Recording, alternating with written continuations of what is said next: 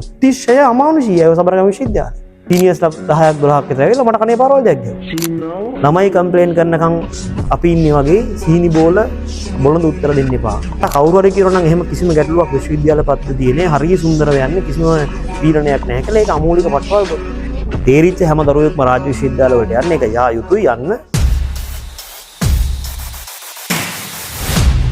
රාජ්‍ය විශ්වවිද්‍යාල පද්ධතියේ නවක පදය රැග් එක තියෙනවද?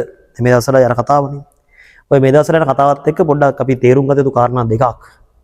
එකක් තමයි ඇත්තටම රාජ්‍ය විශ්වවිද්‍යාලය ඇතුලේ මේ පසුගාමී ගොබ්බියෝ සෙට් එකක් ඇවිල්ලා රැග් එකක් කරනවා ඒක ඇත්ත.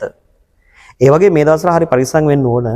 කොහොමත් මේ රිසර්ච් වෙන කාලේ වගේ වෙනකොට සාමාන්‍යයෙන් මේ වෙනම කැම්පේන් එකකුත් යනවා. ඒ කියන්නේ මොකක් හරි සත්‍ය සිදුවීමක් මතු නොවුනත් පෞද්ගලික විශ්වවිද්‍යාල පොඩ්ඩක් ප්‍රොමෝට් කිරීමේ අරමුණින් හැම කාලයකම රිසර්ච් වෙනකොට රැග් එක ගැන කතාත් වෙනවා. ඒකත් ඇත්ත.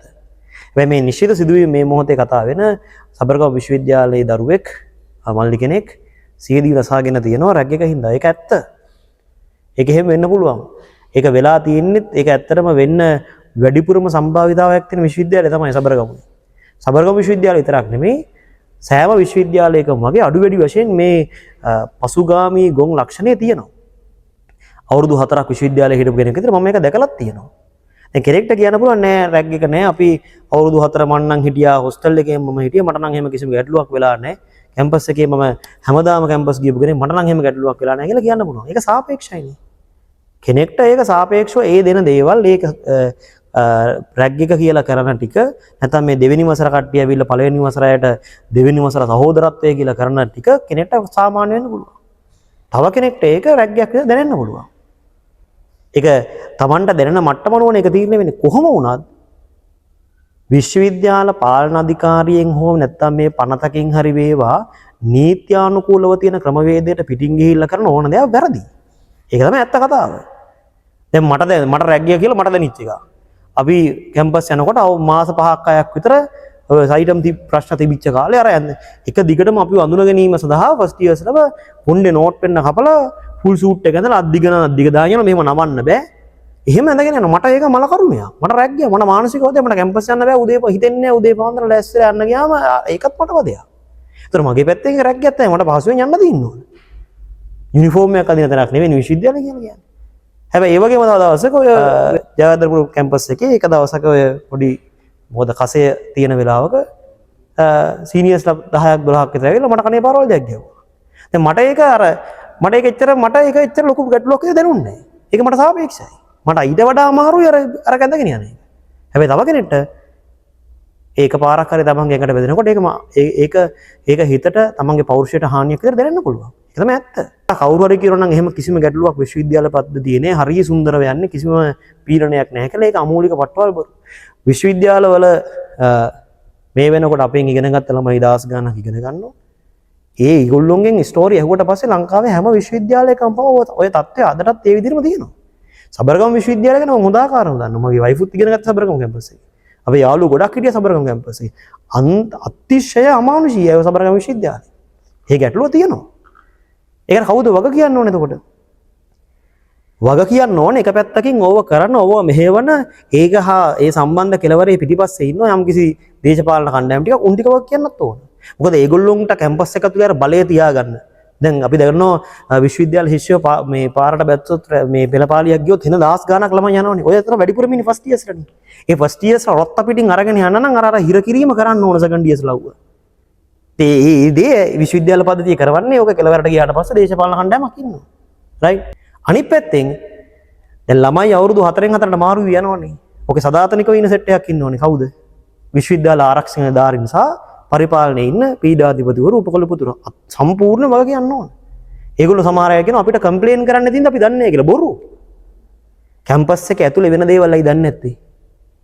කම්ප්ලේන් කරන්න යලු. ඒක බොරු. මම පර්සනලි මම කැම්පස් එකේ ඉන්න අවුරුදු 4 ඇතුළත මම එවකට ඒ සම්බන්ධ ක්‍රියාමාර්ග ගන්න පුළුවන්කට මම කියලා තියෙනවා මේ වගේ දේවල් වෙනවා කියලා. මම නම් කියලා තියෙනවා. අර හාමුදුරුවෝ බණ කියන්න වගේ මම කියන ටික අහන් හිටියා. මගේ යාළුවෙකුත් ඉන්න සාක්ෂියට ඕනනම් එහෙම ඒවා දන්න කට්ටියට කමෙන්ට් කරන්නත් පුළුවන්. ඒක ඇත්ත කතාව. මම ගිහිල්ලා කිව්වා මම එතනදී කියනකොට මම කො සෙනට් එකේ හරි නැත්තම් මේ කැම්පස් එකේ ඔක්කොම VCලා කට්ටිය ඉන්න තැන කාරේ කතා කරන්න මම ඒත් ඇවිල්ලා කියනවා කියලා මං කිව්වා. එහෙම කවදාකවත් මට කතා කරලත් නැහැ. මං කියන්නේ මේ ජාර්දපුර විශ්වවිද්‍යාලේ මාර දේවල් නැහැ මට අනුව චූටි චූටි දේවල් තමයි. හරිද? මොකද චූටි චූටි දේ වුණත් තව කෙනෙක්ට මානසික පීඩනයක් වෙන්න පුළුවන්. අර අපි ඇඳුම් ඇඳගෙන අර ගියපු ඒක කතන්දරය නම් පසු කාලේ නැති වෙලා තිබ්බ ෆුල් සූට් කතාව ඒක හොඳයි. ඔක සම්පූර්ණයෙන් බිඳු වෙන්න ඕනේ. කිසිම කෙනෙක්ට කිසිම විදියක මානසිකව දශමිකවක්වත් පීඩනයක් වේදනාවක් හිංසනයක් වෙන්න බෑ. සාපේක්ෂවවත් බෑනේ. මට අවුලක් නැහැ කියලා හිතනකොට තව කෙනෙක්ට අවුලක් නැක වෙන්න බෑ. ඒක නිසා සම්පූර්ණයෙන්ම මේකට පාලන අධිකාරී ඉඳන් වග කියන්න ඕන. ඕක පිටිපස්සේ කෙලවරේ ඉන්න දේශපාලන මේ අතකොළු ඒ බලවේග වග කියන්න ඕන.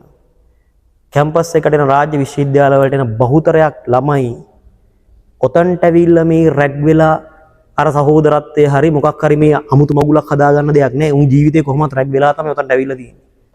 ඒක නිසා මට කියන්න තියෙන්නේ මේ පාර රාජ්‍ය විශ්වවිද්‍යාල වලට තේරීපත් වෙච්ච ළමයි හැමෝම අනිවාර්යයෙන්ම රාජ්‍ය විශ්වවිද්‍යාල පද්ධතියට යන්න. මේ වෙන මොකුත් එළිය හොයන්න ඕනේ නැහැ. තේරිච්ච හැමෝම යන්නකෝ. ඒ දරුවෝ ටික කැම්පස් එකට එනකොට බලධාරීන් නිලධාරීන් කළ යුතු දේ තමයි දරුවන්ට ගැලපෙන විදියට විශ්වවිද්‍යාල පද්ධතිය හදලා තියෙනවා. ඒ ළමයි ආවට පස්සේ ප්‍රශ්නයක් තියෙනවා අපිට කියන්නේ එහෙම හරියන්නේ නැහැ. තනි ළමයෙක් ආවට පස්සේ ඒ ළමයා උදකලාව ඉන්නේ කවුරුත් වටපිටාවේ දන්නේ නැහනේ. ඒතකොට ලොකු පිරිසක් ඇවිල්ලා ඒ ළමයිව බය කරනකොට ඇවිල්ලා කියන්නේ නැහැ ප්‍රශ්නේ. මේ විශ්වවිද්‍යාල පද්ධතිය ඇතුලේ වෙන දෙයක් හොයාගන්න නම් බැරි නෑ. එළියේ ඉන්නේ අපිත් දන්නව නම් ඔක වෙන දේවල් ඇතුලේ ඉන්න මිනිස්සුන්ට කවදාකවත් හොයාගන්න බැරි වෙන්නේ. ඒකින්ද ප්‍රශ්න ටික විසඳලා සුද්ධ කරලා තියන්න. තේරිච්ච හැම දරුවෙක්ම රාජ්‍ය විශ්වවිද්‍යාල වලට යන්න. ඒක යා යුතුයි යන්න. දැන් අවුරුදු 4ක කාල සීමාව ඇතුලේ ඔය ගැටලු වලට මුහුණ දෙන්න වෙනවා නම් ඒ විශ්වවිද්‍යාල පද්ධතිය ඇතුලේ මාස කිහිපයක් ඊට පස්සේ දැන් අපි second year third year final year කිසිම ගැටලුවක් තිබෙන්නේ නැහැ. ඒක කියන්නේ පැත්තටම. හැබැයි මම කියන්නේ එක දවසක්වත් බෑ, එක විනාඩියක්වත් බෑ, එක පැයක්වත් බෑ. සියල්ල නැති වෙන්න ඕනේ. ඒක නැති කළ යුතුමයි. ඒක නැති කරන්න අනිවාර්යෙන්ම කැම්පස් එකේ ඉන්න උපකොළුපතිවරයා පීඨාධිපතිවරු ඇතුළත සියලු දෙනාට පුළුවන්. අනිවාර්යයෙන්ම පුළුවන්. ආරක්ෂක නිලධාරීන්ට ඕනෝටත් වඩා පුළුවන්. ඒගොල්ලෝ තමයි හොඳටම දන්නේ ඕක. ඒක නිසා මේ ළමයි කම්ප්ලේන් කරනකම් අපි ඉන්නේ වගේ සීනි බෝල බොළඳ උත්තර දෙන්න එපා. ඒකට හරියට මැදිහත් වෙලා ක්‍රියාමාර්ග ගන්න විස බීජ කියන ඒවා සහ මුලින්ම අයින් කරන්න ඕන. පන්ති තහනම හරි මොනවා හරි කරලා සම්පූර්ණ ශිෂ්‍ය භාවයම හරි අවශ්‍ය කරලා මේ පද්ධතිය හරියට පිළිවෙලට සකස් කරගන්න. එහෙම වුණොත් රාජ්‍ය විශ්වවිද්‍යාල වලට ලොකු ගමනක් තියෙනවා. එහෙම නැත්නම් අකමැත්තෙන් වුණත් කියන්න වෙනවා පැහැදිලිවම ස්වභාවික මරණයකට යනවාමයි.